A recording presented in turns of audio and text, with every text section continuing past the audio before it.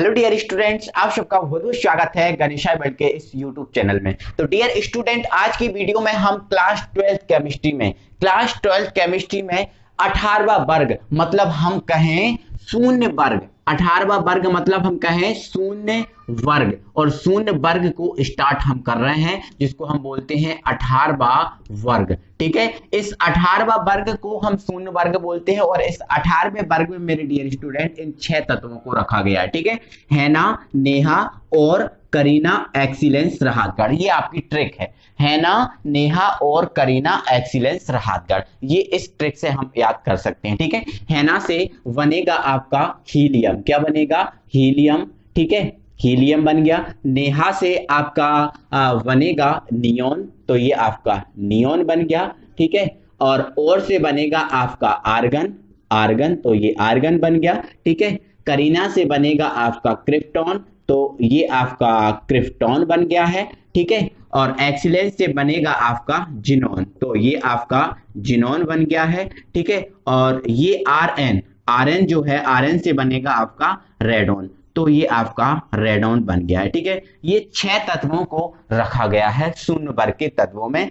एक स्पेशल बात आपको मैं बता देता हूं मेरे भाई, ये जो जितने भी जो 6 तत्व यहाँ पर रखे गए हैं, ये 6 के 6 तत्व, ये जो 6 के 6 तत्व जो हैं वो आपके गैस अवस्था में होते हैं, गैस अवस्था में होते हैं। ठीक है, गैस अवस्था में होते हैं 6 के 6 तत्व। ठीक है, और एक और स्पेशल बात मेरे भाई ये है, इन 6 तत्वों में से 6 का ही अष्टक पूरा होता है। जो 6 तत्व रखे हैं, इन 6 तत्वों का में से सभी का अष्टक पूर्ण होता है, अष्टक पूर्ण होता है ना। और अष्टक पूर्ण होने के कारण मेरे डियर स्टूडेंट, ना तो ये किसी से इलेक्ट्रॉन लेते हैं और ना किसी को इलेक्ट्रॉन देते हैं, ना किसी से इलेक्ट्रॉन लेते हैं और ना किसी से को इलेक्ट्रॉन देते हैं। ठीक है, इन सभी का मेरे डियर स्टूडेंट अष्टक पूरा होता है, जिसमें से इसका परमाणु क्रमांक होता है 2, इसका होता है 18।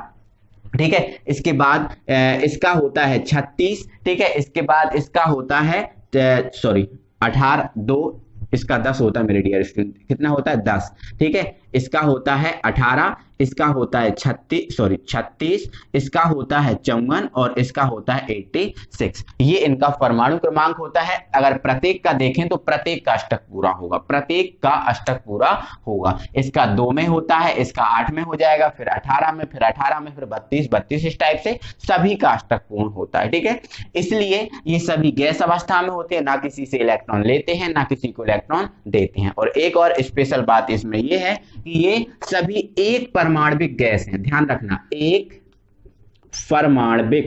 परमाणविक गैस है, एक परमाणविक गैस है ना। अक्सर हमने देखा है जैसे ऑक्सीजन आपके 2 ऑक्सीजन अणु परमाणु होते हैं जब जाके गैस बनता है, नाइट्रोजन 2 परमाणु होते हैं तब जाके गैस बनता है। ठीक है, बट ये सब अकेले, इनके साथ ऐसा नहीं लिख सकते, कभी He2 नहीं लिख सकते, He2 नहीं लिखेंगे, ये गलत है ना। Ne2 नहीं लिख सकते, ये भी आपका गलत है। ठीक है, तो ये खुद अपने आप में, जैसे He है ये गैस है, Ne है ये गैस है, आर्गन है ये गैस है। ठीक है, तो ये एक परमाणविक गैस है, ध्यान रखना, एक ही परमाणु इनका गैस में होता है। ठीक है, बाकी O2 आपका द्विपरमाणविक है, N2 आपका द्विपरमाणविक है। ठीक है, तो इस टाइप से है ना, इन सभी का अष्टक पूर्ण होता है। ठीक है, तो ये आपके शून्य वर्ग 18वें वर्ग के तत्व है। ठीक है, इनमें एक इंपॉर्टेंट चीज आती है कि जो अक्रिय गैस है इनके उपयोग बताइए। ठीक है, तो हम अक्रिय गैसों के उपयोग के बारे में आज की वीडियो में बड़े अच्छे से एंड मस्त तरीके से बात करने वाले हैं, अक्रिय गैसों के उपयोग। ठीक है, तो अक्रिय गैसों के उपयोग में मेरे डियर स्टूडेंट सबसे पहले आपका जो हीलियम है, इस हीलियम के उपयोग पे बात करेंगे। ठीक है, तो आप अपनी कॉपी में हेडिंग डाल सकते हो, हीलियम के उपयोग, हीलियम के उपयोग, हीलियम के उपयोग।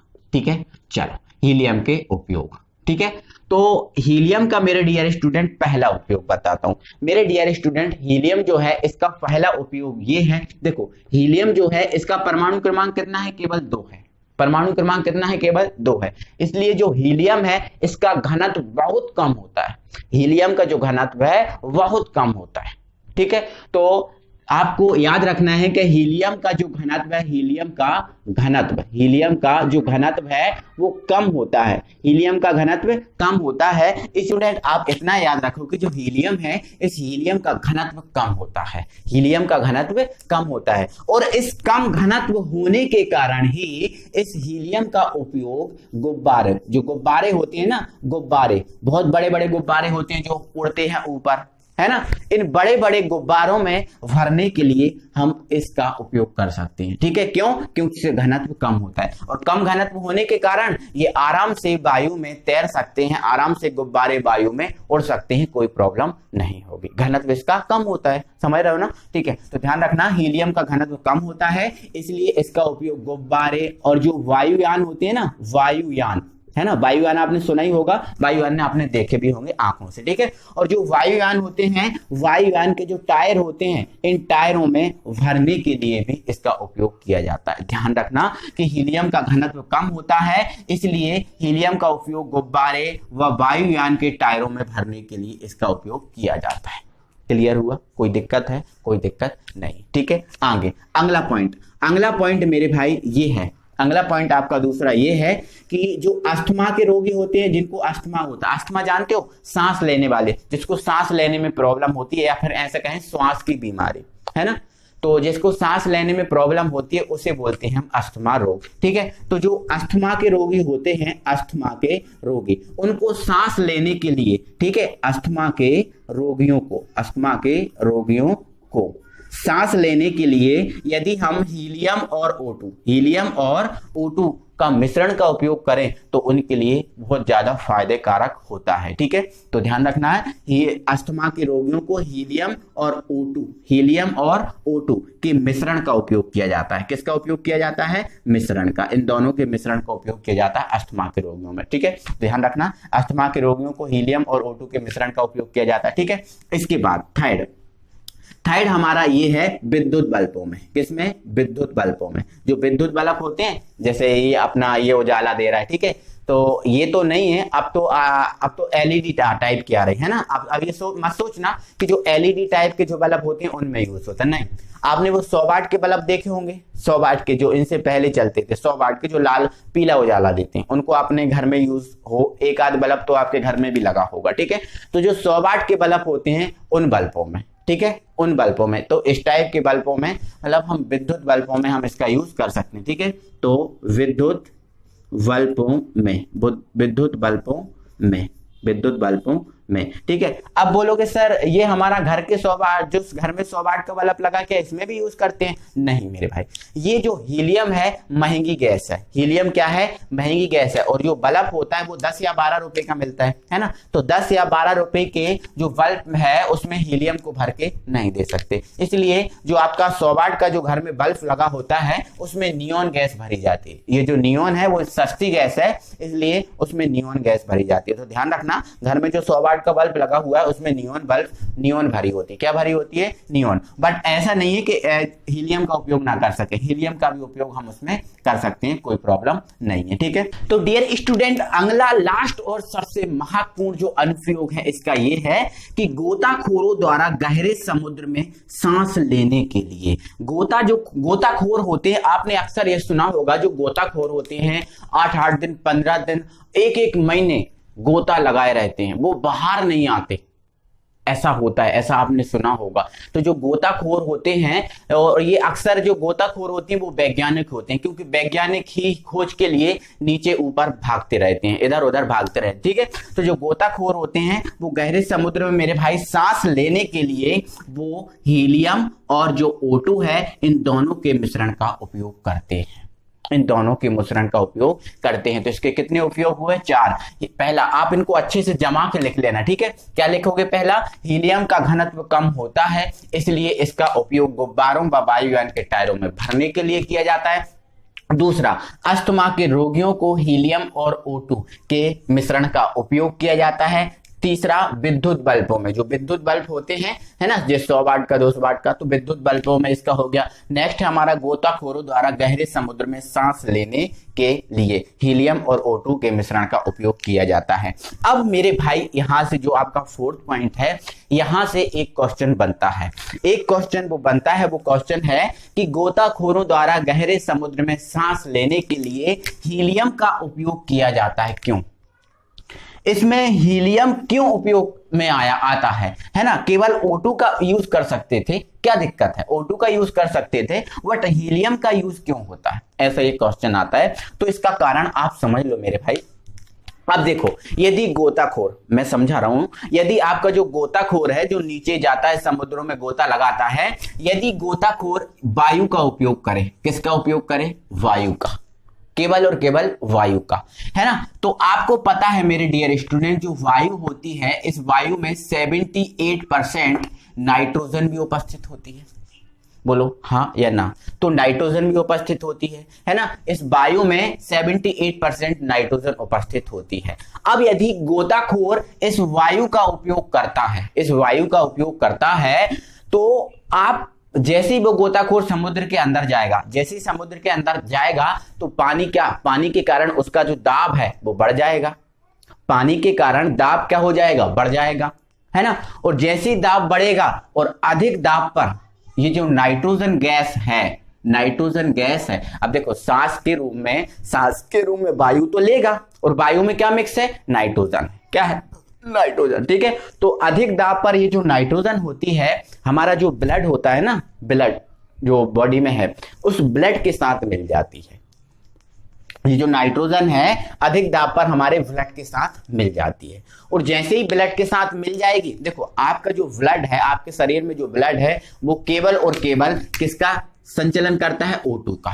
रक्त जो है किसके साथ प्रवाहित होता है? केवल और केवल O2 के साथ, है ना? वट अधिक दाब पर O2 की जगह हमारे ब्लड में कौन प्रवेश कर गई? N2, है ना? अब प्रवेश कर गई। अब जैसे ही गोताखोर बाहर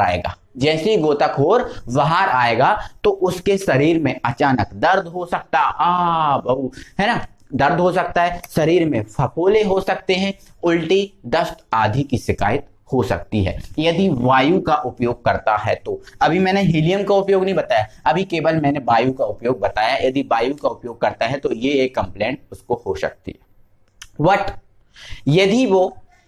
यदि वो गोताखोर हीलियम और O2 के मिश्रण का उपयोग करता है, हीलियम और प्योर हीलियम और प्योर O2 का यूज करता है। अब इसमें नाइट्रोजन नहीं है, इसमें हीलियम और क्या है? O2, है ना? इसका उपयोग करता है। तो जैसे ही गोताखोर अंदर जाएगा समुद्र के, तो दाब बढ़ेगा, है ना? और अधिक दाब जैसे ही होगा, तो जो आपकी हीलियम है वो रक्त के साथ नहीं मिलेगी। जो हीलियम है रक्त के साथ नहीं मिलेगी, क्योंकि इसका घनत्व कम होता है, हमने पहले ही बता दिया इसका घनत्व कम होता है, तो ये ब्लड के साथ नहीं मिलेगी। और गोताखोर जैसे ही बाहर आएगा तो उसको कोई भी प्रॉब्लम नहीं होगी, ना उसका शरीर में दर्द होगा, ना उसको फफोले होंगे, ना उल्टी, ना दस्त, कुछ भी नहीं होगा, है ना? तो इन उल्टी, दस्त, फफोलों से बचने के लिए हम हीलियम और O2 के मिश्रण का उपयोग करते हैं।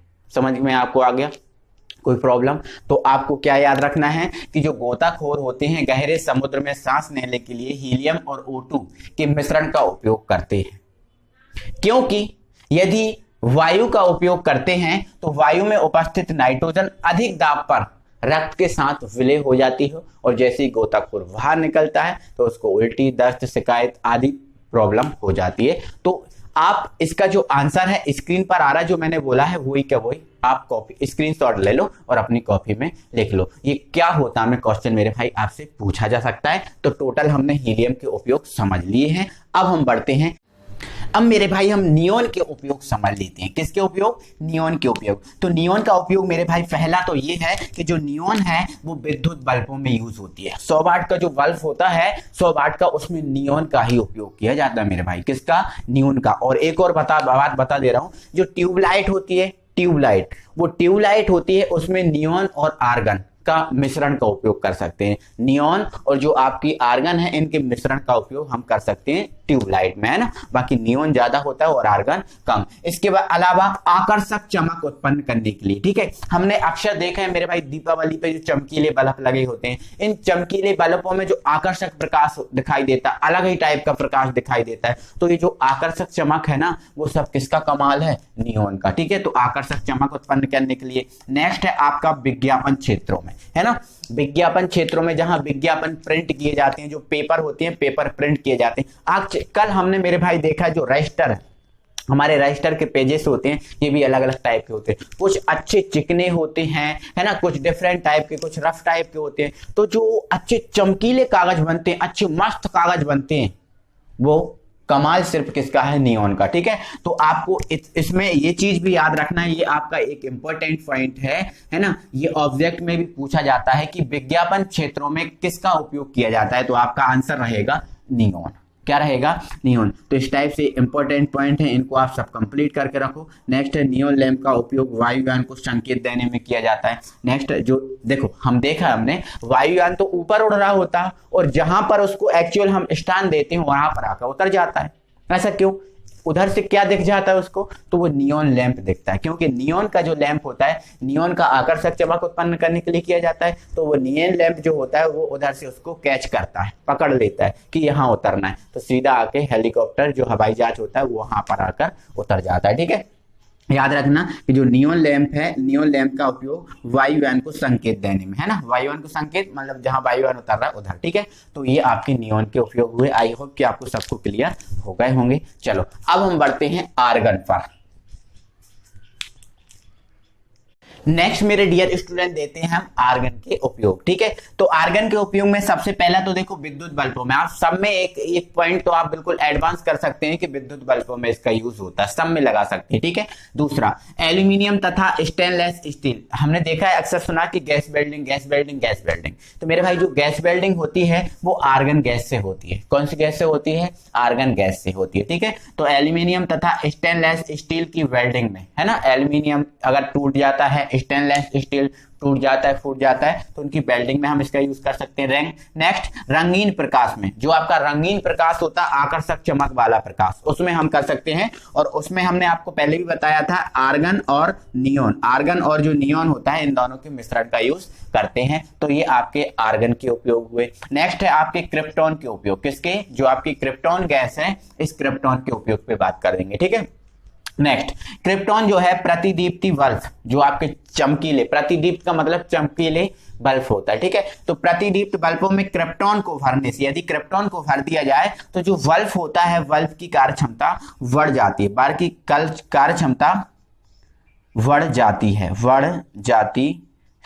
जाती है, व तंतु की उम्र बढ़ जाती है। बल्ब की कार्य क्षमता और तंतु की उम्र जो है ना वो बढ़ जाती है। आप ऐसा लिख सकते हैं, इनको ना भी लिखें तो कोई प्रॉब्लम नहीं है। मेरे भाई हमने देखा है अक्सर नियोन का जो लैंप है अक्सर फ्यूज हो जाता है, जल्दी फ्यूज होता है। 10 रुपए वाला जो बल्ब होता है वो जल्दी फ्यूज हो जाता है। लेकिन यदि उस 10 रुपए वाले बल्ब में यदि हम क्रिप्टॉन को भर दें, किसको भर दें? क्रिप्टॉन, तो जो बल्ब है उसकी कार्य क्षमता बढ़ जाएगी, वो ज्यादा समय तक भी फिर फ्यूज नहीं होगा। लेकिन क्रिप्टॉन होती है महंगी, तो वो बल्ब फिर 10 रुपए का नहीं मिलेगा, वो बल्ब मिलेगा फिर महंगा। तो प्रतिदीप्ति बल्बों में क्रिप्टॉन को भरने से बल्ब की कार्य क्षमता और जो तंतु की उम्र है वो बढ़ जाती है, ठीक है। नेक्स्ट क्रिप्टॉन लैंप का वायुयान को संकेत में किया जाता है इसका उपयोग, है ना। जैसे हमने देखा था नियोन लैंप का उपयोग किया जा रहा था वायुयान को उतारने के लिए, ऐसा क्रिप्टॉन लैंप का भी हम यूज कर सकते हैं, क्रिप्टॉन लैंप भी हम बना सकते हैं, ठीक है, क्योंकि इसमें भी आकर्षक चमक होती है। तो इसमें आप फुल पॉइंट लिख लेना, क्रिप्टॉन लैंप का उपयोग वायुयान को संकेत देने में किया जाता है। इधर ये पॉइंट इधर उधर हो गया, ठीक है। चलो नेक्स्ट है फोटोग्राफिक फील्ड में, हमने अक्सर देखा है जैसे काली फोटो भी अच्छी चमकीली हो जाती है, अच्छी मस्त लगती है, अट्रैक्टिव। कारण क्या है? कारण है आपका क्रिप्टॉन, ठीक है। तो फोटोग्राफिक फील्ड में भी हम इस क्रिप्टॉन का उपयोग कर सकते हैं, करते हैं, ठीक है। तो फोटो को चमकीला बनाने के लिए, आकर्षक बनाने के लिए। आई होप कि आपको इतना सब क्लियर हो गया होगा। अब बची हमारी जो दो गैस हैं उनके उपयोग भी हम पढ़ लेते हैं, ठीक है।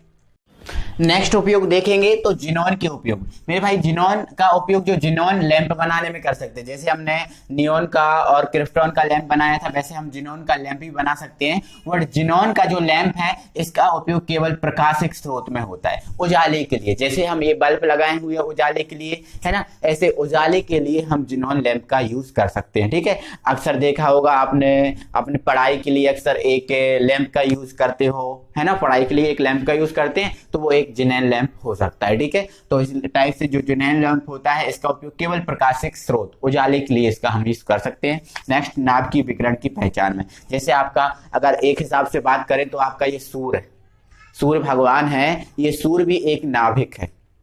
क्या है ये? नाभिक है। चंद्रमा, चंद्रमा भी एक नाभिक है। तो चंद्रमा का प्रकाश अलग है, सूर्य का प्रकाश अलग है। अब इनकी यदि हमें पहचान करना है कि कौन सा चंद्रमा का है, कौन सा आपका सूर्य भगवान का है, ठीक है, तो हम जो आपका जिनॉन है, इस जिनॉन का एक यंत्र आता है। क्या आता है? यंत्र, उसमें जिनॉन भरी जाती है। तो इस जिनॉन की हेल्प से हम नाभ की विकिरण, विकिरण मतलब होता है प्रकाश, विकिरण मतलब होता है प्रकाश, उसकी पहचान हम कर सकते हैं, कोई प्रॉब्लम नहीं है। तो ये ऑब्जेक्ट बन सकता है। नाभ की विकिरण की पहचान में किसका यूज किया जाता है? तो आप आंसर रहेगा जिनॉन। ठीक है, चलो नेक्स्ट है आपका रेडॉन, आरएन। रेडॉन, सबसे पहले आपको बता देता हूं, जो रेडॉन है वो एक रेडियो एक्टिव तत्व है, मतलब रेडियो किरणों से बना हुआ है, रेडियो किरणों से बना हुआ है। तो मेरे भाई ये जो रेडॉन है, इस रेडॉन का उपयोग किया जाता है रेडियो एक्टिवता में, मतलब रेडियो किरणों को उत्पन्न करने के लिए। रेडियो किरणों से बना है और रेडियो किरणों को उत्पन्न करने के लिए इस हम रेडॉन का उपयोग करते हैं। किसका? रेडॉन का, रेडियो किरणों को उत्पन्न करने के, रेडियो किरणें होती हैं उनको उत्पन्न करने के लिए। ठीक है, नेक्स्ट है कैंसर उपचार में। अब कैंसर उपचार में कैसा? तो कैंसर उपचार के लिए ये कोई टैबलेट नहीं है। जैसे मान के चलो ये एक शरीर का एक पार्ट है, ये शरीर का एक पार्ट है और यहाँ पर इतने भाग में हुआ है कैंसर, इतने भाग में हुआ है कैंसर, है ना। तो हमें क्या करना है? इस भाग को हटाना है, इसका ऑपरेशन करना है। इसका क्या करना है? ऑपरेशन। तो ये इतना भाग लगभग इसका काटा जाएगा, जो कैंसर वाला भाग है, जो खराब भाग है, उसको काटा जाएगा। तो काटेंगे ऐसे ही तो दर्द होगा ना, शरीर का कोई पार्ट निकालने के लिए बहुत ज्यादा दर्द होता है। तो पहले आप क्या करते हैं, जो रेडॉन है, रेडॉन किरणों से इसको यहाँ पर रेडॉन गैस से इतने भाग को शून्य कर दिया जाता है। क्या कर दिया जाता है? शून्य कर दिया जाता है। फिर यहां से जो भी भाग निकालना है, जो भी कुछ निकालना है, आसानी से उसको बाहर कर सकते हैं, निकाल सकते हैं। समझ रहे हैं ना। तो कैंसर उपचार में कोई टैबलेट नहीं है, उसको शून्य करने के लिए, बॉडी का किसी पार्ट को शून्य करने के लिए हम इस रेडियो किरणों का यूज करते हैं। और ये जो पार्ट है फिर आराम से, आसानी से दूर हो जाता है, आराम से निकल जाता है, कोई प्रॉब्लम नहीं होती। तो इस टाइप से कैंसर के उपचार में इसका यूज हो सकता है। तो आपका ऑब्जेक्ट बन सकता है कि कैंसर उपचार में कौन सी गैस यूज होती है, तो आपका आंसर रहेगा रेडॉन। ठीक है, नेक्स्ट है दुर्विकसित अंगों को हटाने में। देखो आप अक्सर हमने देखा है किसी के अंगूठे में एक और अंगूठा निकल जाता, उंगली में एक और उंगली निकल जाती है, को बोलते हैं ना छिंगा, कान में निकल गया एक और कान कंटा, ऐसे बोलते हैं ना। तो दुर्विकसित अंग, जो एडवांस अंग निकल जाते हैं, ठीक है, बड़ा मसा हो जाता है, ठीक है,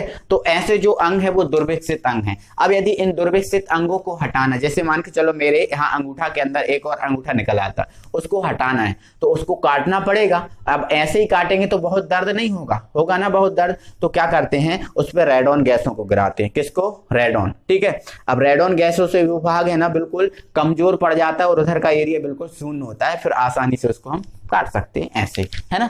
तो दुर्विकसित अंगों को हटाने में कैंसर में उपयोग में। ठीक है, तो ये हमारे अक्रिय गैसों के टोटल उपयोग हुए।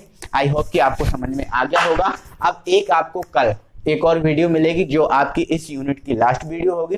इसके बाद हम डी और एफ ब्लॉक स्टार्ट करेंगे, कोई प्रॉब्लम नहीं, बहुत अच्छे तरीके से। ठीक है, तो जितना मैं पढ़ा रहा हूँ मेरे डियर स्टूडेंट, आप उसको अच्छे से कंप्लीट कर दे जाओ, मस्त तरीके से समझ जाओ। ठीक है, इसके बाद आपको नोट्स की सुविधा भी है बिल्कुल फ्री में। हमारे चैनल गणेशाय वर्ल्ड को ज्वाइन करना पड़ेगा, बिल्कुल फ्री में आप नोट्स प्राप्त कर सकते हो। ठीक है, तो मिलते हैं मेरे डियर स्टूडेंट अगले वीडियो में, तब तक के लिए थैंक यू वेरी मच।